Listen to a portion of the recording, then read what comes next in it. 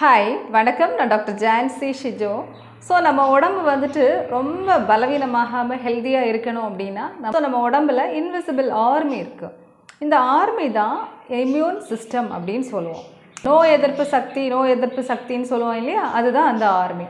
So நம்ம சாப்பிட்ற உணவு வந்துட்டு தவறாக இருந்துச்சு அப்படின்னா இந்த ஆர்மி வந்துட்டு பலவீனமாகும். ஜலதோஷத்துலேருந்து இன்ஃபெக்ஷன், பெரிய பெரிய இன்ஃபெக்ஷன் வருதுக்கு அதிகமான சான்சஸ் வந்துட்டு இந்த இம்யூன் சிஸ்டம் பலவீனம் ஆகிறனால வரக்கூடியது. ஸோ ஆனால் நல்ல செய்தி என்ன அப்படின்னா, நம்ம சாப்பிட்ற உணவு இம்யூனிட்டியை ஸ்ட்ரென்தன் பண்ணக்கூடிய உணவு நம்ம டெய்லி சேர்த்துக்கிட்டோம் அப்படின்னா நம்ம இம்யூனிட்டி நல்லா ஸ்ட்ராங்காக இருக்கும், ஹெல்த்தியாக இருக்கும், முக்கியமாக எனர்ஜெட்டிக்காக இருக்கும். எந்த ஒரு பாக்டீரியோ வைரஸும் உள்ளே வந்துருச்சு அப்படின்னு ஈஸியாக ஃபைட் பண்ணக்கூடிய தன்மை வந்துட்டு இந்த இம்யூன் சிஸ்டத்துக்கு இருக்கும். ஸோ இந்த வீடியோவில் நம்ம இம்யூன் சிஸ்டத்தை இன்ஃபெக்ஷன் ஆகாமல் ப்ரொடெக்ட் பண்ணக்கூடிய இம்யூனிட்டி ஷீல்டு உருவாக்கக்கூடிய என்னென்ன டாப் உணவுகள் நம்ம சாப்பிட்லாம் அப்படின்னு சொல்லிட்டு இந்த வீடியோவில் கம்ப்ளீட்டாக பார்க்க போகிறோம். ஸோ ஃபஸ்ட்டு உணவு தான் நான் நெல்லிக்காய் சொல்லுவேன். ஏன் அப்படின்னா இது நெல்லிக்காய் வந்துட்டு கிங் ஆஃப் இம்யூனிட்டியோட கிங் அப்படின்னு சொல்லுவாங்க. ஏன் அப்படி சொல்கிறாங்க அப்படின்னா, இப்போது 20 ஆரஞ்சு சாப்பிட்றதும் ஒரு நெல்லிக்காய் சாப்பிட்றதும் ஈக்குவல். ஏன் அப்படின்னா 20 ஆரஞ்சில் இருக்கக்கூடிய விட்டமின் சி வந்துட்டு இந்த ஒரு நெல்லிக்காயில் நமக்கு கிடைக்கும். ஸோ விட்டமின் சி நம்ம அதிகமாக எடுத்துக்கிட்டாலே நம்ம உடம்புல வந்துட்டு வெள்ளை அணுக்கள் அதிகமாயிரும். முக்கியமாக இந்த வைரல் இன்ஃபெக்ஷன், பாக்டீரியா இன்ஃபெக்ஷன் வராமல் இருக்கிறதுக்கு நம்ம இம்யூனிட்டி வந்துட்டு ஷீல்ட் பண்ணிக்கும். ஸோ அதே மாதிரி ஆன்டி ஆக்சிடென்ட்ஸ் அதிகமாக இருக்குது. ஸோ இன்ஃப்ளமேஷன் நல்லா குறையும். அதனால தான் இது இம்யூனிட்டிக்கான நம்பர் 1 உணவு அப்படின்னு சொல்லுவாங்க. கோவிட் வந்த டைமில் எல்லாருக்குமே தெரியும், எல்லாருமே நம்ம சொல்லக்கூடியது இம்யூனிட்டி அதிகப்படுத்துறதுக்கு விட்டமின் சி அதிகமாக எடுங்க நம்ம சொன்னதை கேட்டிருக்கோம். ஸோ ரெண்டாவது உணவு என்ன எடுக்கலாம் அப்படின்னா, சிட்ரஸ் ஃப்ரூட்ஸ்ன்னு சொல்லக்கூடிய விட்டமின் சி அதிகமாக இருக்கக்கூடிய லெமன், சாத்துக்குடி, ஆரஞ்சு இந்த உணவுகள் நம்ம எடுக்கும்போது இதில் விட்டமின் சி அதிகமாக இருக்கனால வெள்ளை அணுக்கள் அதிகமாகும். ஸோ அது மட்டும் இல்லை, நம்ம ஸ்கின்ல வந்துட்டு கொலாஜன் ஃபார்ம் ஆகி ஸ்கின் பேரியர் வந்துட்டு நல்லாயிருக்கும். ஸோ நம்ம மூணாவது உணவு என்ன சொல்லுவோம் அப்படின்னா, மஞ்சளும் நல்ல மிளகும். ஏன் இந்த மஞ்சளும் நல்ல மிளகும் சேர்த்து சாப்பிடணும் அப்படின்னா, நம்ம மஞ்சள் மட்டும் சாப்பிட்டோம் அப்படின்னா நமக்கு அப்சார்ப்ஷன் நடக்காது. அந்த குர்குமின் அப்சார்ப்ஷன் நடக்கணும் அப்படின்னா பெப்பரின் வேணும். அதாவது நல்ல மிளகுல உள்ள பெப்பரின் நமக்கு சேர்ந்தாதான் 2000 மடங்கு அதிகமாக வந்துட்டு நமக்கு இது அப்சார்ப்ஷன் நடக்குமா. இதனால தான் நம்ம ரொம்ப ஏன்ஷியண்டாகவே ஆயுர்வேதா, சித்தா அவங்க எல்லாமே சொல்லியிருப்பாங்க, மஞ்சளும் நல்ல மிளகும் சேர்த்து எடுங்க. முக்கியமாக நம்ம கோவிட் டைமில் நம்ம கேள்விப்பட்டிருப்போம், பாலோட மஞ்சள் நல்ல மிளகு சேர்த்து எடுங்க. இதுக்கு மஞ்சள் அப்சார்ப்ஷன் நடக்கணும்னா நமக்கு நல்ல மிளகுல உள்ள பெப்பரின் வேணும். ஸோ ரெண்டும் சேர்த்து நீங்கள் அடிக்கடி நம்ம உணவில் சேர்த்துக்கலாம். நாலாவது பார்த்தோன்னா கீரை அதிகமாக எடுக்கணும். முக்கியமாக நமக்கு முருங்கைக்கீரை, அரைக்கீரை இது எதுக்கு நல்லது அப்படின்னா, நம்மளோட நுரையீரல் ரொம்ப ஹெல்த்தியாக இருக்கணும் அப்படின்னா கீரைகள் ரொம்ப அவசியமாக நம்ம சேர்த்துக்கணும். முக்கியமாக இதில் பீட்டா கேரட்டின் அதிகமாக இருக்கனால நமக்கு ரொம்ப இன்ஃபெக்ஷன் ஆகாமல் ப்ரொடெக்ட் பண்ணும் நம்ம உடம்பை. அதே மாதிரி அயன் அதிகமாக இருக்கனால நம்ம எனர்ஜெட்டிக்காக இருக்கிறதுக்கும் பிளட் செல்ஸ் அதாவது ஆர்பிசி உருவாகிறதுக்கும் நமக்கு ஹெல்ப் பண்ணும். ஸோ எப்போவுமே கீரையை ரொம்ப வேக வைக்காமல் சாப்பிடுங்க. ஏன் அப்படின்னா நமக்கு நியூட்ரியன்ஸ் வந்துட்டு கம்மியாகும் ரொம்ப குக் ஆயிருச்சு அப்படின்னா. ஸோ அடுத்தது சிட்ரஸ் ஃப்ரீ விட்டமின் சி உணவுகள் அப்படின்னு சொல்லுவோம். ஏன் அப்படி சொல்கிறோன்னா, இப்போது நிறைய பேருக்கு விட்டமின் சி அதிகமாக எடுங்க, லெமன் சாப்பிடுங்க, ஆரஞ்சு, சாத்துக்குடி எடுங்க அப்படின்னா நிறைய பேர் சொல்கிறது சளி பிடிச்சிக்கும், அல்சர் அதிகமாகும் சிட்ரஸ் ஆசிட்னால அப்படின்னு சொல்லுவாங்க. ஸோ ரொம்ப சளி பிடிக்கிறவங்களுக்கும் ரொம்ப அல்சர் ஆகிறவங்களுக்கும் சிறந்த உணவு தான் நான் சிட்ரஸ் ஃப்ரீ விட்டமின் சி உணவுகள். அதில் முக்கியமாக கொய்யாப்பழம், பப்பாளி பழம், கேப்சிகம் இது எல்லாமே ஆரஞ்சை விட பல மடங்கு அதிகமாக விட்டமின் சி வந்துட்டு நமக்கு இந்த உணவில் இருக்குது.